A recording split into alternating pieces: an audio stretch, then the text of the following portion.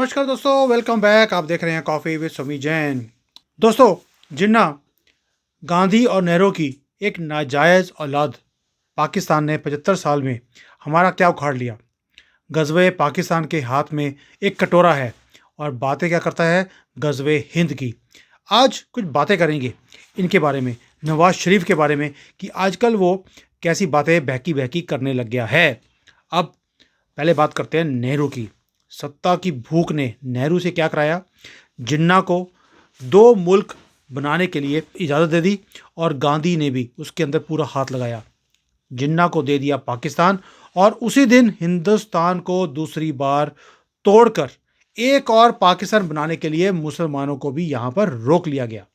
गांधी और नेहरू के सपने को आगे बढ़ाया हर कांग्रेसी सरकार ने, और इंदिरा गांधी ने तो बांग्लादेश बनाकर वहाँ से जो मुसलमान थे उनको भारत में रहने के लिए, बसाने के लिए भी पूरी मुहिम चला दी, जिससे पाकिस्तान यहाँ भारत में बनाना बहुत ही आसान हो जाए।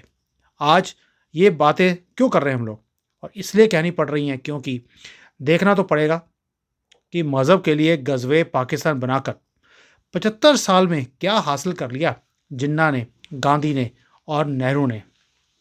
और जो नेहरू गांधी के शागिर्द हैं, उन्होंने वो कश्मीर को रोते फिरते हैं पाकिस्तान वाले, लेकिन मिला आज तक नहीं उनको कश्मीर। और आज आलम यह है कि जो नेहरू की मेहरबानी से भारत से जो इन्होंने पीओके छीन लिया था, वो कब पाकिस्तान के हाथ से निकल जाएगा शायद उनको पता भी नहीं चलेगा। रात को 8 बजे बात आएगी, भाइयों और बहनों, पीओके हमने ले लिया। और कश्मीर के लिए युद्ध पर युद्ध करता रहा ये वहशी पाकिस्तान, और आज कटोरा हाथ में लिए हर मुल्क के आगे भीख मांगता है, लेकिन सपने पालता है गजवे हिंद का, क्योंकि उसे लगता है कि भारत में रहने वाले ये जो 20-25 करोड़ जिहादी हैं, ये उनका प्रोजेक्ट पूरा करके उनकी मदद करेंगे भारत के अंदर से। जबकि उन्हें ये जो मोमिन रहते हैं भारत में, उन्हें भारत में हर वो सुविधा मिल रही है जो पाकिस्तान वालों को नहीं मिलती। वो अब पाकिस्तानी भी तरसते रहते हैं, लेकिन ये एकदम से आज़ाद हुआ पाकिस्तान, उसकी स्थिति ये है कि वो कटोरा लेके फिर रहा है और भारत चांद पर पहुंच गया। लेकिन एक सिमिलरिटी भी है कि भारत ने एटम बम बनाया, पाकिस्तान ने भी एक हफ्ते में एटम बम तैयार कर लिया, जो वो कहता है कि मैं भारत के ऊपर चलाऊंगा। चला तो वो सकता नहीं है, उसे भी पता है अगर वो एटम बम चलाएगा, भारत ने एक ही एटम बम चलाना है और पाकिस्तान नक्शे से मिट जाएगा।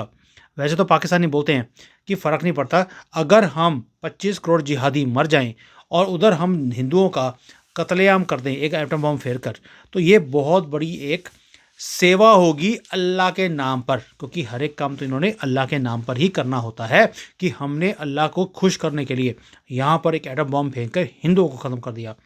चलिए कोई बात नहीं, गजवे हिंद का जैसे इनका सपना है वैसे ही इनका एटम बम का जो सपना है वो भी देख लेते हैं कब तक पूरा होता है। हमें भी मालूम है मोदी है, तुम्हारे ऐसे पिछवाड़े में वो एटम बम घुसोएगा कि आपके सोचने से पहले आपका काम खराब हो जाएगा। ये पाकिस्तानियों को भी मालूम है।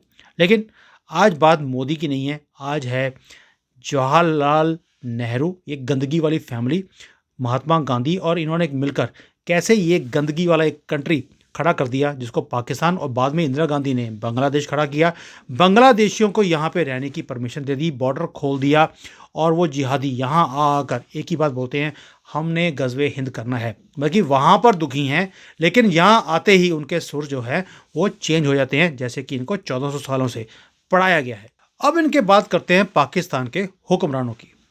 जब इमरान खान, आपको मालूम है, प्रधानमंत्री बना, उसने बड़ी बड़ी हाकी, फिर क्या हुआ, इमरान खान को निपटा दिया गया और फिर से नवाज शरीफ को लेके आने की बात करते हैं, बल्कि बार बार रीलॉन्चिंग इनके यहाँ पर होती रहती है। और सत्ता में आने के लिए वो बड़ी बड़ी बातें भी बोल रहा है। उन्हें ये भी बोल दिया भारत, अमेरिका, अफगानिस्तान कोई भी इनकी बर्बादी का कारण नहीं है, सेना की जिम्मेवारी है, सेना ने, पाकिस्तान की सेना ने पाकिस्तान की ये हालत कर दी है। और अभी गलती से भी वो कश्मीर का जो राग है वो नहीं गा रहा। लेकिन नवाज शरीफ की बातों में आने की हम भारतीयों को कोई ज़रूरत नहीं है। बड़े लोग बोलते हैं मेरे यहाँ पे कमेंट्स में, ओ नवाज शरीफ को अकल आ गई, और ये गधे हैं, इनको कभी भी अकल नहीं आ सकती।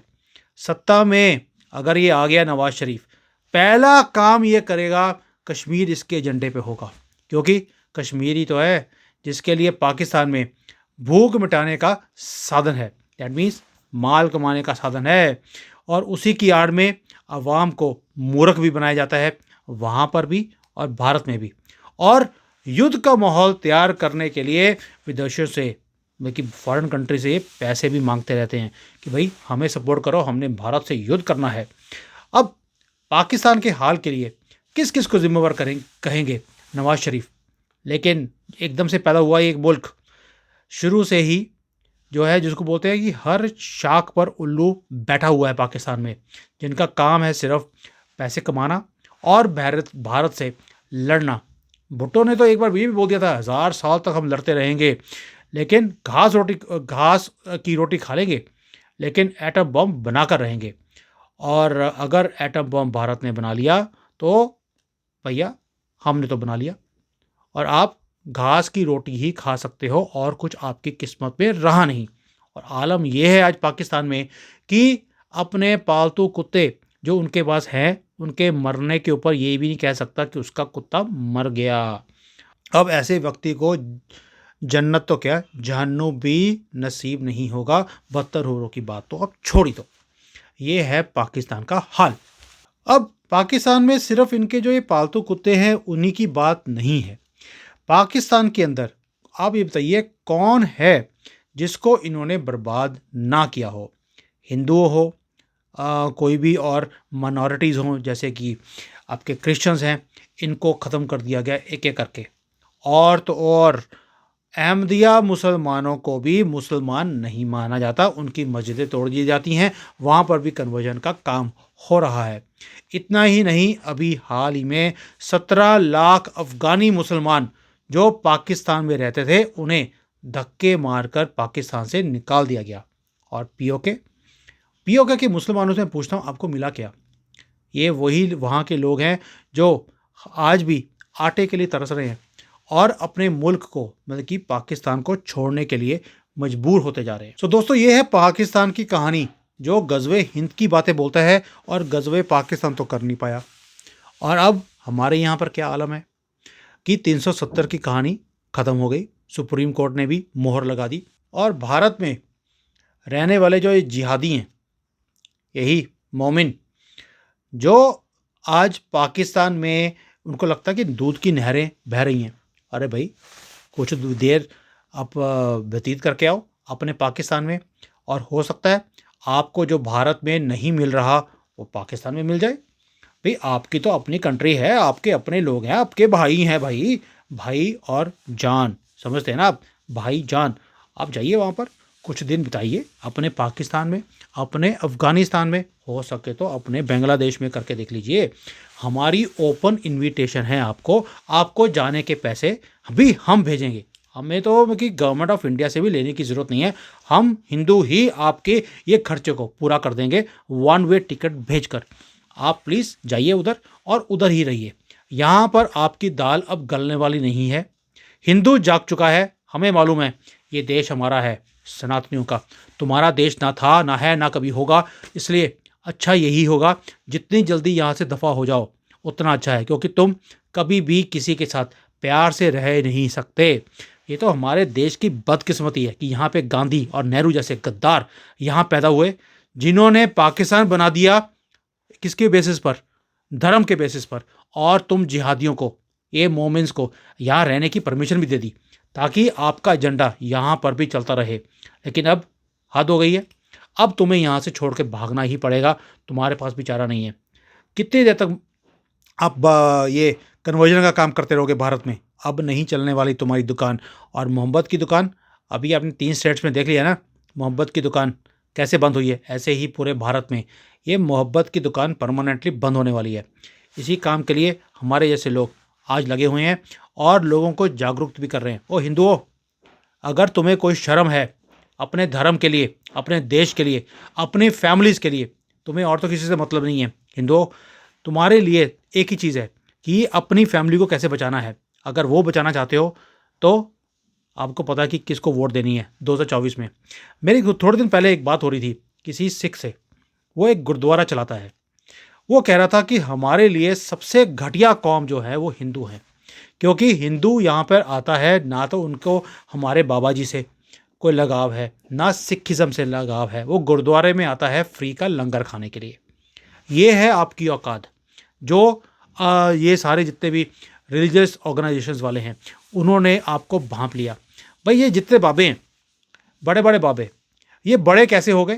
क्योंकि वहाँ पर फ्री में लंगर लगता है, आप सिर्फ फ्री का लंगर खाने जाते हो। मैं एक बहुत बड़ी ऑर्गेनाइजेशन में गया, आपको मालूम है मेरे जो रिलेशन है वो बड़े बड़े जितने भी रिलीजियस ऑर्गेनाइजेशंस हैं उसके अंदर मैं जाता हूँ। और वहाँ पर लोग क्या बोलते थे, ओहो हो यहाँ पर ना फ्रूटी 6 रुपये की मिलती है जबकि बाहर 10 रुपये की मिलती है। और वहाँ पर जो दुकानदार हैं वो आकर वो 6 रुपये की फ्रूटी के डब्बे ले जाते हैं ताकि अपनी दुकान में बेचकर उन्हें 2 रुपये फालतू मिल जाएंगे। मैं कि आप रिलीजियस ऑर्गेनाइजेशन के अंदर भी पैसे कमाने ही जाते हो या फ्री का लंगर खाने जाते हो। ये है आपकी औकात। इसीलिए ये जो बाकी के ना मोमिन पाकिस्तान, ये जो अपोजिशन वाले, इनके दिमाग में है कि गज़वे हिंद करना इतना आसान है, क्योंकि हिंदू सिर्फ अपने फ़ायदे की बात सोचता है। और जो उनके जिहादी यहाँ बैठे हुए हैं वो गज़वे हिंद करवा कर देंगे इनके लिए। इनको तो कुछ करने की भी ज़रूरत नहीं है। वाई? बिकॉज ऑफ यू दोगले, निकम्मे और बेशरम हिंदुओं के कारण। मर्जी आपकी है। जय Hind, Vande Mataram. Hi there. If you liked the video, please don't forget to smash the like button, subscribe to our channel, and activate the bell icon so that you receive all notifications whenever we upload a new video. Thanks for watching.